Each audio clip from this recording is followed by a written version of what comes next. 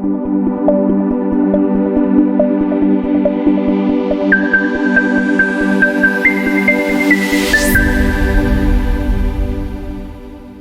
friends, I am going to interview Dr. Gaurav Bhandari, who is a kidney specialist in Mumbai. What will affect us on consuming alcohol? अगर दारू पीने से ज्यादा alcohol consume करने से क्या body में ज्यादा करके अपने को डर है किडनी का, लीवर का? तो I just want to find out और मुझे पता करना है कि डॉक्टर्स क्या बोलते हैं. Let's see.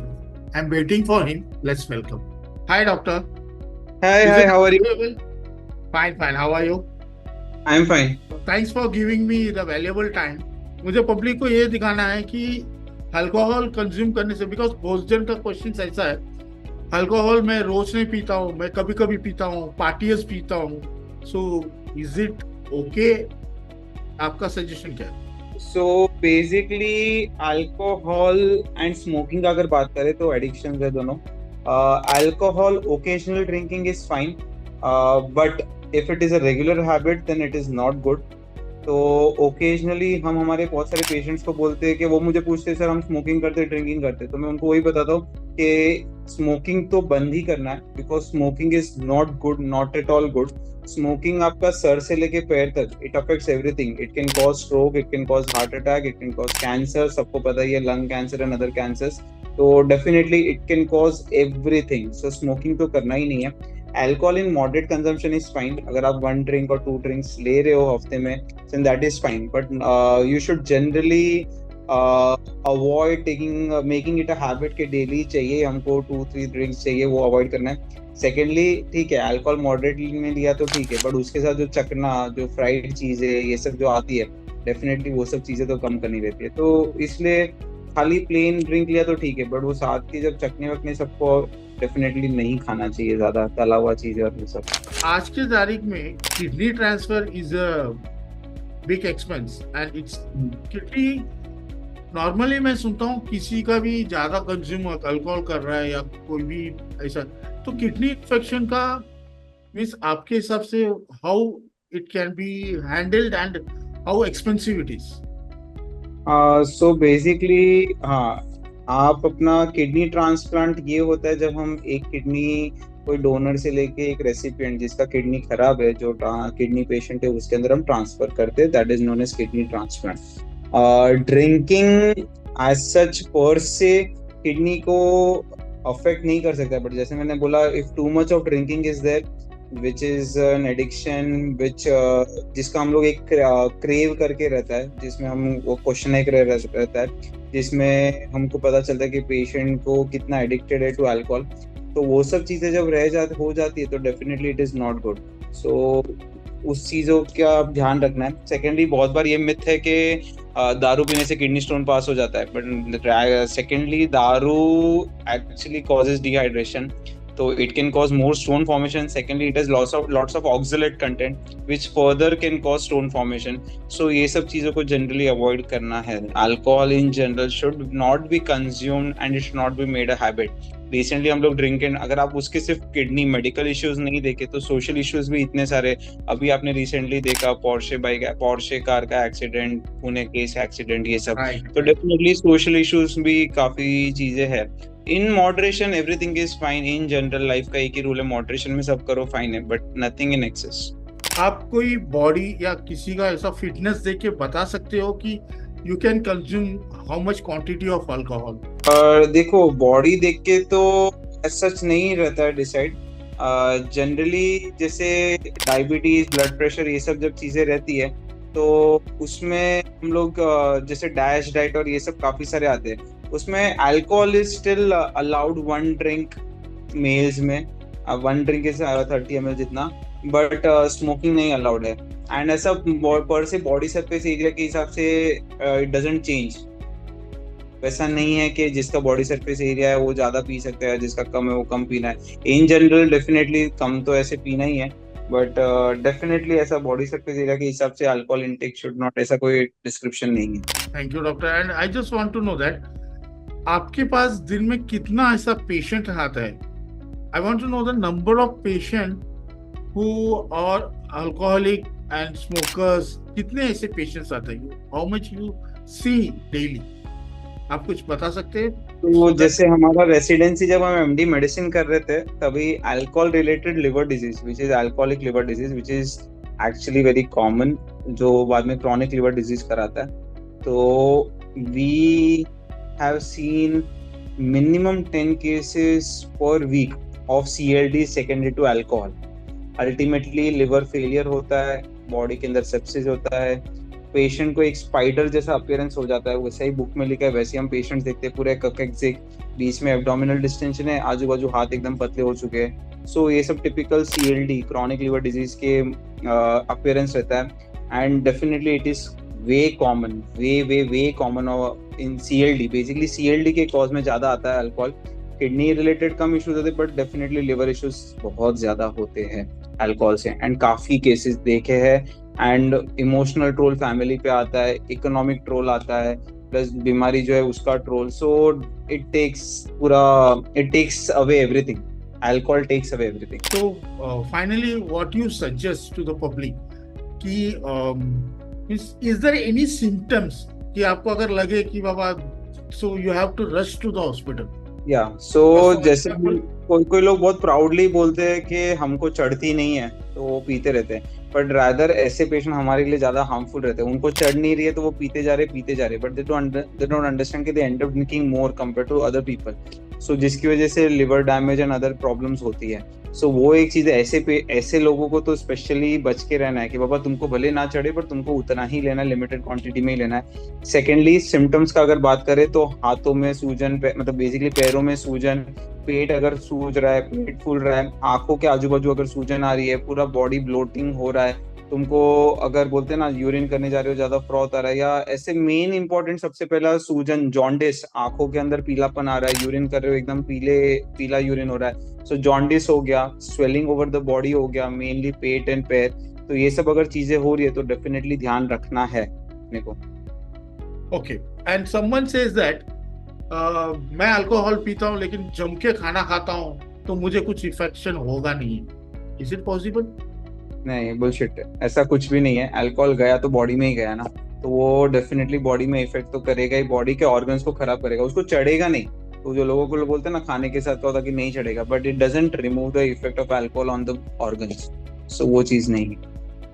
Okay, anyone who is consuming alcohol in the age of 35, means 27 से वो स्टार्ट किया है, some 21, 27 से, will that affect in the age, जैसा एज होता जा रहा है 40, 45, तो वो क्या इन्फेक्शन उनको हो सकता है? What you suggest to them? Basically ऐसा बोलते हैं कि 40 to 80 gram of alcohol per day fatty liver कराता है, एंड 160 ग्राम पर डे अगर लिया for 10 to 20 years it will cause cirrhosis, मतलब पूरा लिवर को खराब कर देगा, ऐसा वैसा बोलते हैं।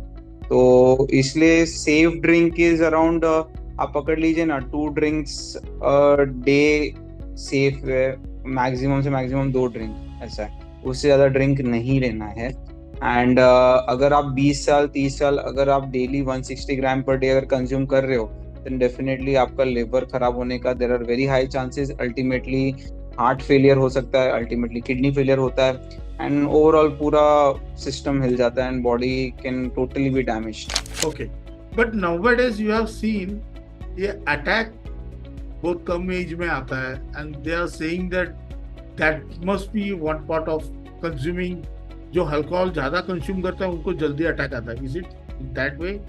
ऐसा नहीं है, बट डेफिनेटली अल्कोहल से एक मतलब कार्डियोमायोपैथी होता है। जैसे हमने एक पेशेंट देखा था 32 इयर्स का, cardiomyopathy because of severe consumption of alcohol, liver disease, ये सब चीजें हो गया था। तो alcohol can cause cardiomyopathy which can cause sudden cardiac death and other issues. But overall in general stress इतना बढ़ गया है, लाइफस्टाइल इतने चेंजेस हो गए, तो काफी कुछ दूसरी चीजें भी आ गए which contribute to the early heart attacks. Okay, so one final question I would like to first of all, thanks for giving me this valuable time you are taking and giving me, really thanks, because this I want to